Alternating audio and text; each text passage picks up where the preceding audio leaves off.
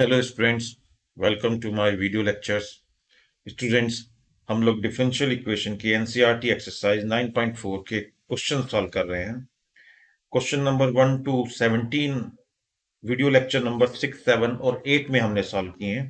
ये video lectures आपको differential equation की प्लेलिस्ट में मिलेंगे। आज के वीडियो लेक्चर में स्टूडेंट्स हम question number 18 and onwards solve करेंगे। तो आइए स्टूडेंट्स शुरू करते हैं। Students, question number 18 exercise 9.4 question है, at any point xy of a curve, the slope of tangent is twice the slope of line segment joining the point of contact to -4, -3, and find the equation of curve which passes through -2 and 1। चलिए students, एक बार इसको फिर से read करिए कि हमारे पास क्या given है। एक स्लोप गिवन है हमें टेंजेंट की, और वो स्लोप ट्वाइस है किसका? Slope of line segment joining the point of contact. ये है point, suppose point of contact, और इसके साथ -4 -3 के साथ जो लाइन सेगमेंट है उसकी स्लोप का डबल है। और ये जो इक्वेशन है कर्व की, ये पास करती है -2 1 से। आइए स्टूडेंट्स, एक रफ फिगर ड्रॉ करते हैं और उसके थ्रू हम समझने की कोशिश करते हैं। सपोज हमारे पास कोई इस तरह की कर्व है जो कि पास करता है -2 1 से। इसके पास हम एक जनरल पॉइंट है एक्स वाई। अब हम यहां पर एक टेंजेंट ड्रॉ करते हैं। ओके फ्रेंड्स, तो सपोज इस टेंजेंट का स्लोप है m, और इसके अलावा एक और पॉइंट हमें दिया हुआ है। सपोज वो पॉइंट यहां है -4 -3, और हम इस पॉइंट से इसको भी जोड़ देते हैं एक्स वाई पॉइंट को, और इस लाइन का जो स्लोप है वो m डैश है, m डैश। तो हमें क्या गिवन है कि स्लोप जो है टेंजेंट की विच इज m, वो ट्वाइस है एक्स वाई और -4 -3 को जोड़ने वाली लाइन के स्लोप की, यानी m डैश, और ये कर्व पास करता है -2 1 से। चलिए स्टूडेंट्स, लिखते हैं इक्वेशन। हम स्लोप लिख सकते हैं dy by D x twice m dash. अब हमारे पास, हमें मालूम है स्लोप निकालने का फॉर्मूला होता है, 11th क्लास में आपने पढ़ा है ये, y2 - y1 और x2 - x। तो यहाँ पर अगर हम वैल्यू डालेंगे, y2 को हम लेते हैं स्टूडेंट्स -3, सॉरी, y2 की जगह हम डालते हैं y -3। चलिए मैं पूरा डाल देता हूँ आपके लिए, और x -4, तो it becomes y +3 and x +4। तो ये किसकी वैल्यू है स्टूडेंट्स? m डैश की। और यहाँ हमारे पास इक्वेशन है कि m is equal to twice of m dash. चलिए डिफरेंशियल इक्वेशन बनाते हैं इससे, which means dy by D X is equal to twice of y +3 and x +4। अब देखिए स्टूडेंट्स, ये एक वेरिएबल सेपरेबल डिफरेंशियल इक्वेशन बन जाएगी। dy upon y +3 is equal to twice of dx upon x +4। दोनों तरफ जब हम इंटीग्रेट करेंगे तो students integration is relatively easy. ये आपका इंटीग्रेशन होगा log y +3 equal to twice log x +4 plus log c। ये आप तक आप सीख चुके होंगे कि जब हम कांस्टेंट इंटीग्रेशन लगाते हैं लॉग वाले क्वेश्चन में बहुत बार हम लॉग में लिख लेते हैं, क्योंकि वो फर्दर फिर सॉल्व करने में आसान हो जाता है हमारे लिए। तो हम यहाँ लिख सकते हैं students, log y +3 is equal to log x +4 square plus log c। Next step students, चलिए एक और थोड़ा लिख देता हूं मैं आपके लिए। log y +3 equal to, log की प्रॉपर्टी यूज करेंगे तो it becomes c x +4 square, taking anti log on both sides we can say y +3 is equal to c x +4 square. तो ये आपके पास जो गिवन डिफरेंशियल इक्वेशन थी उसका general solution.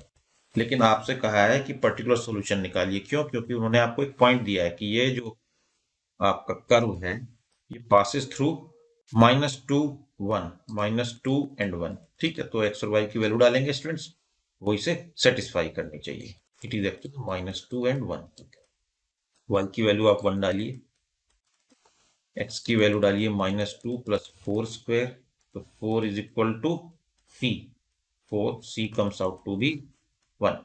सी की वैल्यू स्टूडेंट्स आई है 1 और इसे हम वापस डाल देंगे इस इक्वेशन यहां। चलिए स्टूडेंट्स डालते हैं, तो हमारे पास फाइनल इक्वेशन होगी y + 3 = c, which is 1, x + 4 square, and this is the particular solution of the given differential equation, and this is our answer looking. तो आई होप स्टूडेंट्स आपको ये क्वेश्चन बहुत आराम से, बहुत इजीली समझ में आ गया हो। चलिए शुरू करते हैं next students. Question number 19, NCERT exercise 9.4, differential equations. Question में क्या गिवन है देखिए students. The volume of A spherical balloon, एक स्फेरिकल बैलून है, बीइंग इन्फ्लेटेड, फुलाया जाता है, जिसको हवा भर डाली जाती है, जिसके अंदर changes at a constant rate. If initially its radius is 3 units and after 3 seconds its radius is 6 units, find the radius of the balloon after t seconds।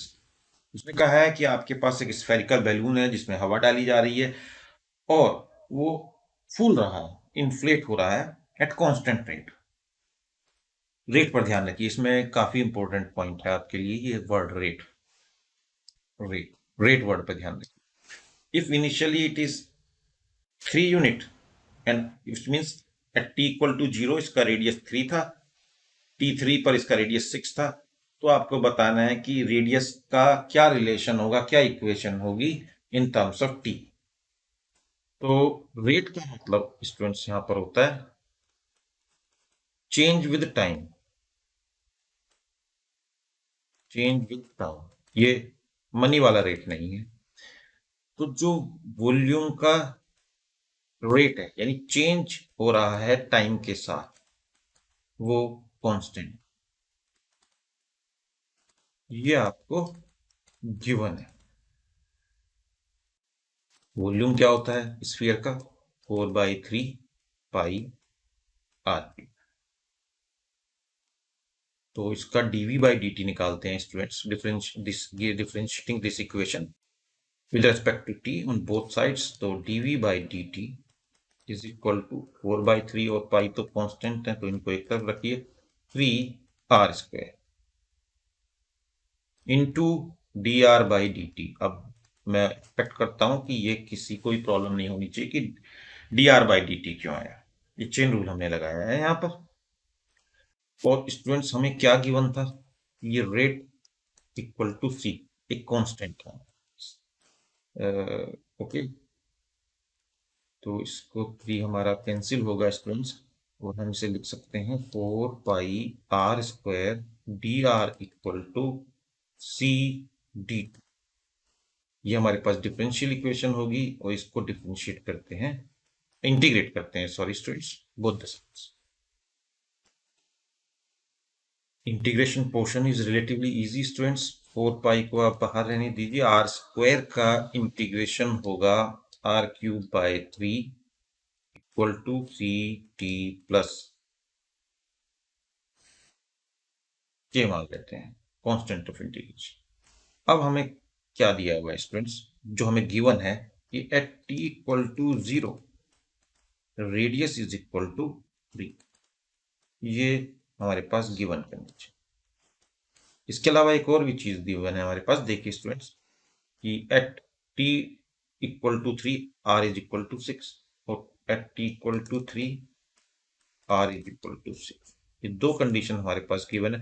क्यों गिवन है? ऑब्वियसली स्टूडेंट्स क्योंकि हमारे पास दो कांस्टेंट है, we are given two constant, तो at least हमारे पास दो कंडीशंस की जरूरत पड़ेगी। चलिए फर्स्ट कंडीशन यूज करते हैं, टी की वैल्यू को 0 डालते हैं और आर को 3 डालते हैं। 4/3 pi R, r³ which is 27 equal to K. तो यहां से आपकी के की वैल्यू आएगी, K comes out to be this 9 actually 36 pi. Okay students, अब हम डालेंगे सेकंड कंडीशन। सेकंड कंडीशन में t को 3 डालना है तो 6 है, 4 पाई बाई 3, 6 को आपको 36 इंटू 6 लिख देता हूं मैं सिंप्लीफाई करते हुए, into c and t is 3 plus k which is 36 पाई। तो इसको हम सॉल्व करते हैं, वहां पर आएगा 12। इसको सॉल्व करेंगे स्टूडेंट्स तो ये होगा 3c इक्वल टू 12 4 जो 48, और इसके साथ हमें दिया हुआ है पाई भी एंड 6, और इसे सॉल्व करेंगे तो हमारे पास होगा students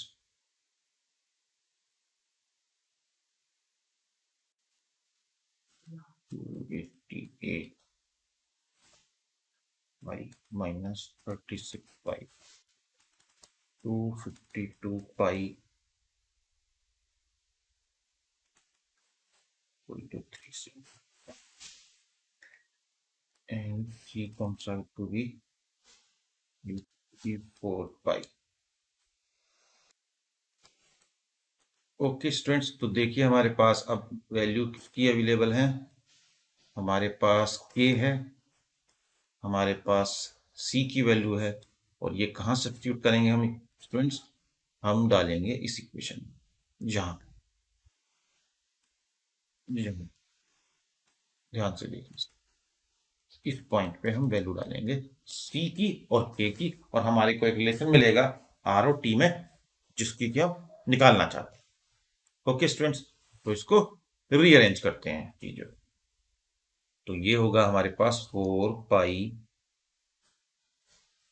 r cube equal to 3 हमने इस तरफ डाल दिया, वैल्यू डाल रहे हैं c की तो 84 पाई t प्लस 36 पाई, यहाँ पे देखिए सी टी प्लस के। ऑल राइट, पाई हम थ्रू आउट कैंसिल करेंगे,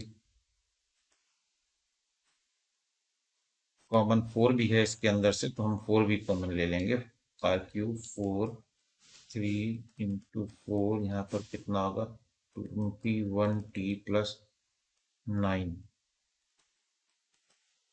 then R cube is equal to 63 T plus 27, और स्टूडेंट्स को फाइनली हम लिख देंगे r is equal to 63 T plus 27 whole to the power cube root और 1/3, और ये होगी रिलेशनशिप r और t के बीच में एट एनी टाइम। तो जनरल हमारे पास एक सॉल्यूशन आ गया। तो देखिए स्टूडेंट्स, क्वेश्चन को हमने कैसे सॉल्व किया है, जैसा मैं हमेशा कहता हूं वीडियो को आप पॉज कीजिए, फिर से एक बार इस क्वेश्चन को अपने आप से सॉल्व कीजिए, अगर आपसे सॉल्व हो जाता है तो सारे स्टेप्स को मैच कराइए, अगर आपके सारे स्टेप्स मैच करते हैं that means you have understood the question, otherwise आप इस क्वेश्चन को फिर से एक बार देखने के बाद सॉल्व करिए। ओके स्टूडेंट्स, चलिए सॉल्व करते हैं नेक्स्ट क्वेश्चन। आइए स्टूडेंट्स सॉल्व करते हैं क्वेश्चन नंबर 20। देखिए question, in a bank principal increases continuously at a rate of r% per year, find the value of r if ₹100 double itself in 10 years। वो कह रहा है कि किसी बैंक में जो प्रिंसिपल अमाउंट है वो इंक्रीज कर रहा है r% पर ईयर, तो बताइए वैल्यू ऑफ r, जबकि 100 रुपए 10 साल के अंदर डबल हो जाते हैं, क्या रेट है इंक्रीज होने का, अगर आप 100 रुपए डालें तो 10 साल में इंक्रीज हो जाए। अब इसमें देखिए स्टूडेंट्स, रेट की बात हो रही है प्रिंसिपल अमाउंट की, तो let P be the principal amount, P time taken, R is the rate of interest, इसे हम हिंदी में बोलते हैं ब्याज, जो इंटरेस्ट मिलता है। इस क्वेश्चन को देखकर कई बार ऐसा लगता है जैसे कि उसने कहा है कि रेट मींस टाइम के साथ चेंज, डीपी बाई टीटी जो है वो इक्वल टू r%। देखिए principal increase at the rate of r%, नहीं, इसमें छोटी सी मिस्टेक। एक्चुअली उसने कहा जो है उसका मीनिंग है dp by D T is equal to R% of what, principal amount. हमेशा जब वो कह रहा है कि R% से चेंज होता है, R% से इंक्रीज होता है, तो किसके R% से? आप सपोज कहते हैं 2% आपकी वैल्यू बढ़ जाती है हर साल, तो 2% किसकी बढ़ जाती है? अगर आप 100 रुपए डालोगे तो तभी तो 2 रुपए बढ़ेंगे। तो इसका मीनिंग है कि R% ऑफ पी। ये पॉइंट पर बहुत सारे स्टूडेंट्स मिस्टेक करते हैं, तो काफी सारे लोग इसको एक्सप्लेन नहीं कर पाते हैं कि पी क्यों, जबकि आप प्रैक्टिकल अपनी लाइफ में ही इसको बोलकर देखिए कि कोई आपको बैंक 10% का रेट ऑफ रिटर्न दे रहा है, तो 10% किसका रेट ऑफ रिटर्न? आप कुछ पैसे डालोगे तभी तो रिटर्न होगा। आप 1000 रुपीज दोगे तभी तो उसका 10% वो देंगे। इसलिए पहले जो इसको सिर्फ R% लिख देते हैं वो गलत। तो चलिए स्टूडेंट्स, अब इसकी इक्वेशन बनाने की कोशिश करते हैं। dp by D T, percent हटाएंगे तो आपको पता है R/100 इंटू पी।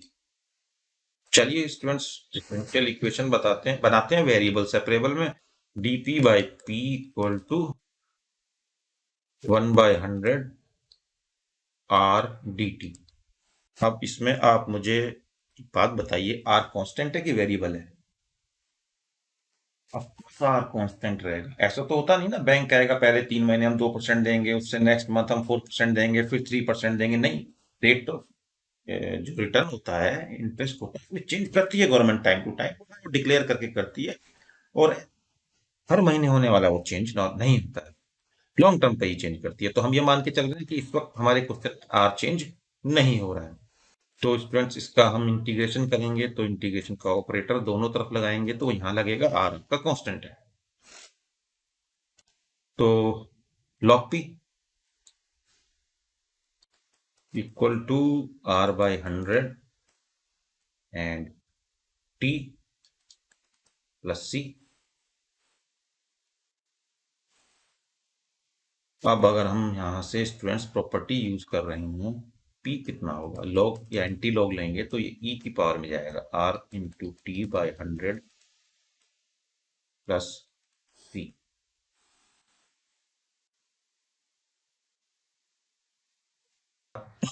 इसके बाद स्टूडेंट्स, हमें दिया गया है कि 100 रुपए अगर इन्वेस्ट करता है तो 10 साल में वो डबल हो जाता है।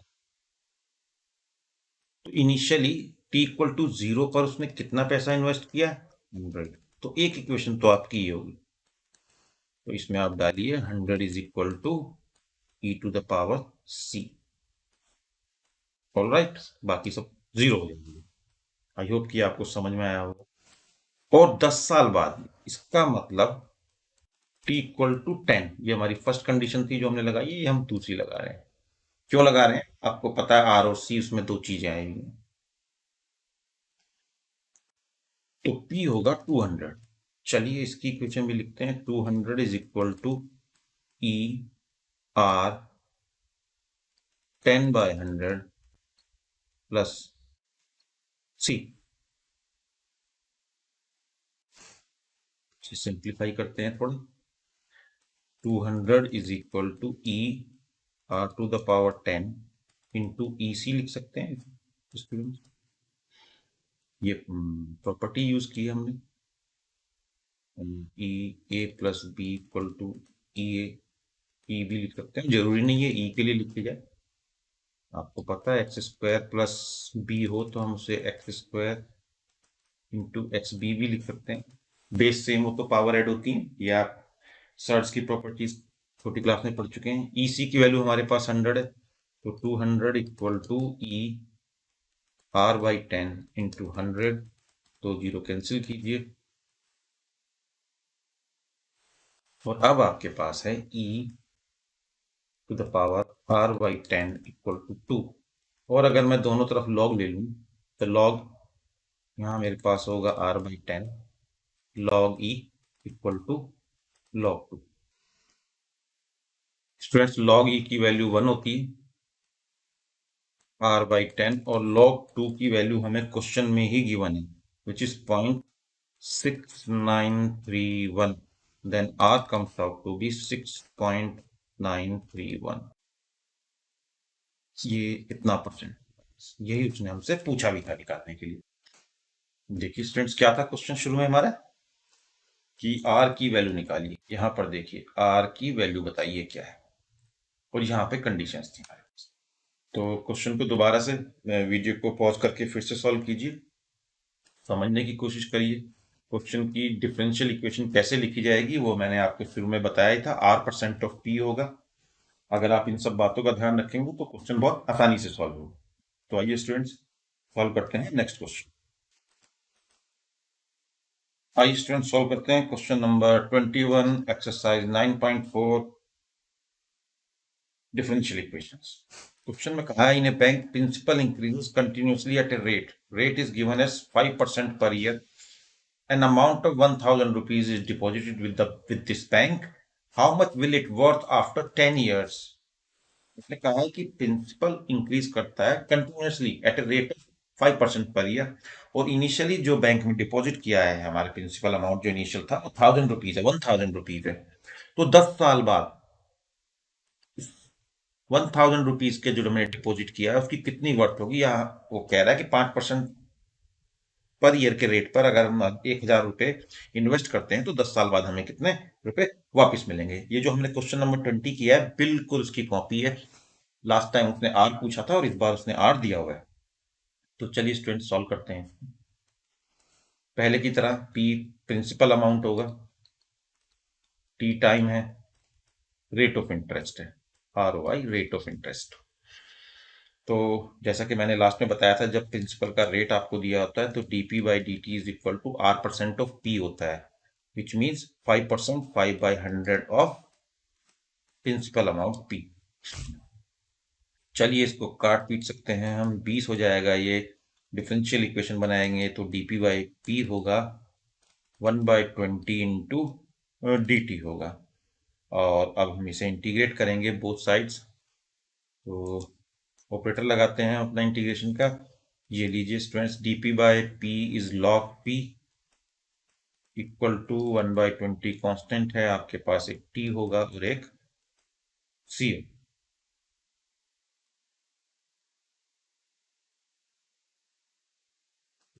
को आप थोड़ा सा मॉडिफाई कर लें पहले की तरह, तो p is equal to e⁻t/20 plus co। तो ये आपके पास एक इक्वेशन अभी आ गई। इसमें आपको वैल्यू डालनी, आपने t इक्वल टू 0 पर कितना अमाउंट किया है, यानी इनिशियली आपने उनको how much you have given 1000 rupees. T equal to 0 पहले दिन ही आप दे गए हम। टी 0 पर p है आपका 1000। इस कंडीशन के साथ आप जानते हैं कि 1000 इक्वल टू ई सी, एक कंडीशन हमें यहाँ पर मिल जाएगी। दूसरी कंडीशन में वो पूछ रहा है कि 10 साल बाद कितना प्रिंसिपल अमाउंट मिलेगा, वो ये जानना चाहते हैं। ओके स्टूडेंट्स, तो चलिए वैल्यू डालते हैं। p इज इक्वल टू ई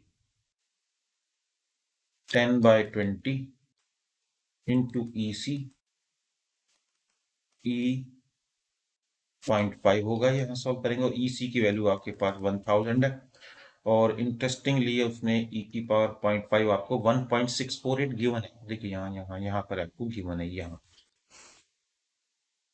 तो ये वैल्यू डालते हैं, p is equal to 1.648 into 1000, p is equal to 1648।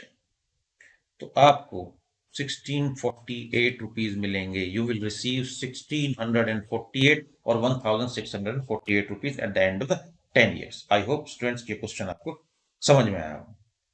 चलिए सॉल्व करते हैं क्वेश्चन नंबर 22। स्टूडेंट्स आइए रीड करते हैं क्वेश्चन को। In a culture, culture means in a sample, जो उनको सैंपल दिया हुआ है ये मेडिकल टर्म है।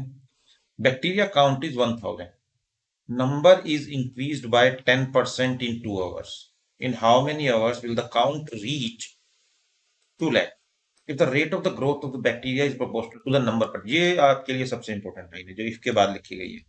अगर आप इसको समझ पाए, इसको ट्रांसलेट कर पाए इन इक्वेशन, या इस तरह की बाकी क्वेश्चन में जो लाइन होती है तो आप हमेशा इस तरह की वर्ड प्रॉब्लम को सॉल्व कर पाएंगे। Rate of growth of bacteria is proportional to the number present. तो हम क्या करते हैं स्टूडेंट्स, इसके सॉल्यूशन में एज्यूम करते हैं let y be the number of bacteria present at any time t। तो जो इनका रेट है, मैंने आपको पहले क्वेश्चन में बताया था, जब भी रेट वर्ड आता है तो टाइम के साथ बात कर रहे हैं, तो रेट क्या होगा, dy बाई डी टी। और वो किसके प्रोपोर्शनल है, प्रोपोर्शनल का स्टूडेंट इक्वल नहीं का है, इज प्रोपोर्शनल टू y। ये थी लास्ट लाइन जो थी उसका मीनिंग। इस इक्वेशन में ट्रांसलेट करना है, प्रोपोर्शनलिटी हटाते हैं तो स्टूडेंट्स क्या करते हैं, कांस्टेंट लगाते हैं। dy by D T is equal to K मान लीजिए, सी मान लीजिए, उससे फर्क नहीं पड़ता है, वैसे भी सी इसमें इंटीग्रेशन का कांस्टेंट आएगा। तो अब हमारे पास एक डिफरेंशियल इक्वेशन है जिसे हम अच्छे से देख सकते हैं कि ये वेरिएबल सेपरेबल टाइप की है। तो चलिए स्टूडेंट्स सॉल्व करते हैं इसे। ये होगा, इस फॉर्म में कन्वर्ट हो जाएगी, dy by Y is equal to K D T. इसका इंटीग्रेशन आसान है, log y equal to K T plus C.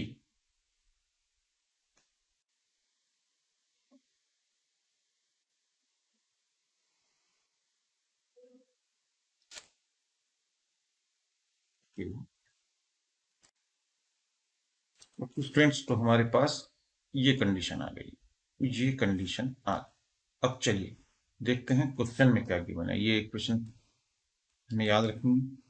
Question में हमें गिवन है at T equal to zero initially कितने बैक्टीरिया थे,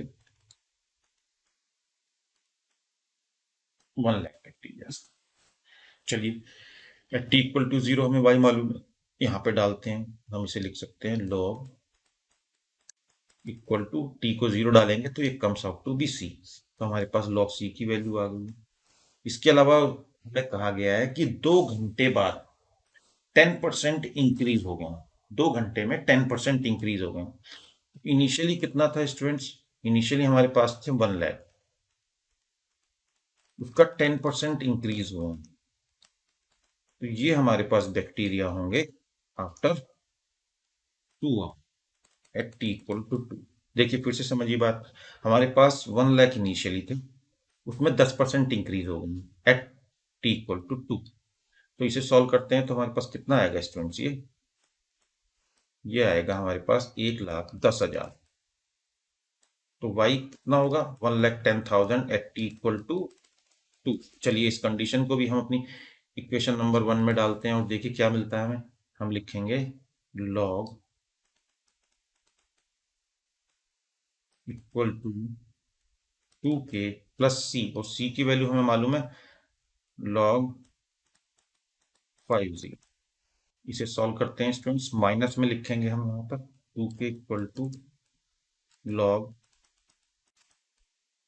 1000 माइनस log 50, और log a minus B is equal to log a plus B. तो ये होगा is एंड 50, हमारे पास 4 कैंसिल होंगे स्टूडेंट्स, तो हमारे पास ये आएगा 1/2 log 11/10। देखिए के की वैल्यू हमने निकाली, राइट। अब क्वेश्चन में क्या पूछा है फिर से देखिए जाकर कि how many hours after how many hours bacteria count will become 2 lakh. तो हम अपनी इस इक्वेशन में स्टूडेंट्स y की जगह कितना डालेंगे, 2 लाख। तो log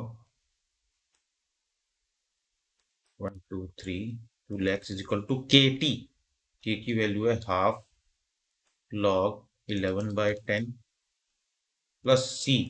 देखिए स्टूडेंट सी की वैल्यू हमारे पास कहाँ है, अभी हम निकाल चुके हैं, ये रही। देखिए सी की वैल्यू यहाँ पर, तो हम सी की वैल्यू डालेंगे log 1 2 3 4 5, और यहाँ पर हमारे पास टी भी है, log के टी था ना हमारे पास, तो ये के की वैल्यू हमने पुट की है जो यहाँ निकाली थी। तो ये होगा half log 11/10 into T is equal to log की माइनस करेंगे, माइनस लॉग जैसे हमने यहाँ पर किया था यहाँ, और अल्टीमेटली वो डिवाइड होगा। तो जब डिवाइड होगा तो हमारे पास बचेगा log 2।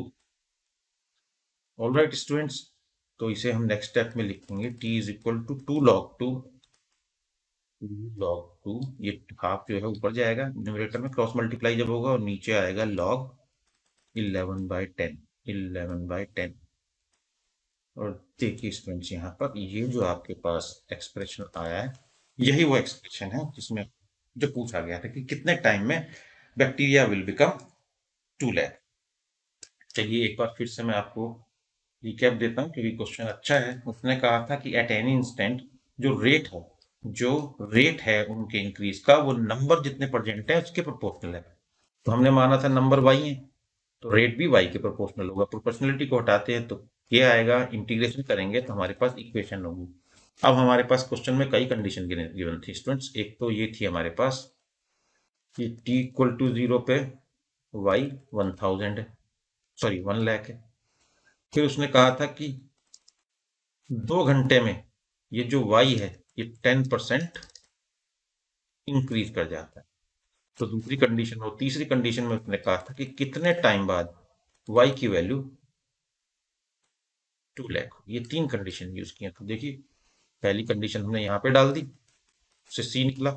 दूसरी कंडीशन डाली है हमने, तो वहां से हमारे पास ये देखिए सॉल्व करके के आया। तो के और सी की वैल्यू हमने यहाँ पर पुट की इक्वेशन 1 में, और वाई हमारे पास गिवन था 2 लाख, तो हमने देखिए यहाँ पे डाल दिया है। उसको सॉल्व किया तो हमारे पास टाइम के लिए इक्वेशन आ गई। तो आई होप स्टूडेंट कि ये क्वेश्चन आपको समझ में आया होगा। अगर आपको ये क्वेश्चन समझ में नहीं आया है या कोई प्रॉब्लम है तो वीडियो को रिवाइंड कीजिए, पॉज कर देखिए, पॉज करके एक बार खुद से सॉल्व कीजिए। नहीं सॉल्व होता है तो फिर से सॉल्यूशन आप इसका एक बार देखिए। इतना करने के बावजूद भी अगर आपको लगता है कि कोई प्रॉब्लम है तो नीचे आप कमेंट करके प्रॉब्लम पूछ भी सकते हैं। तो स्टूडेंट्स, आई होप कि ये वीडियो आपके लिए यूजफुल होगा। अगर ये वीडियो आपको अच्छा लगा है तो I will request you to subscribe my channel, like my videos and share the videos with your friends. That's it for today, students. We will meet in the next video lecture. Till then, goodbye.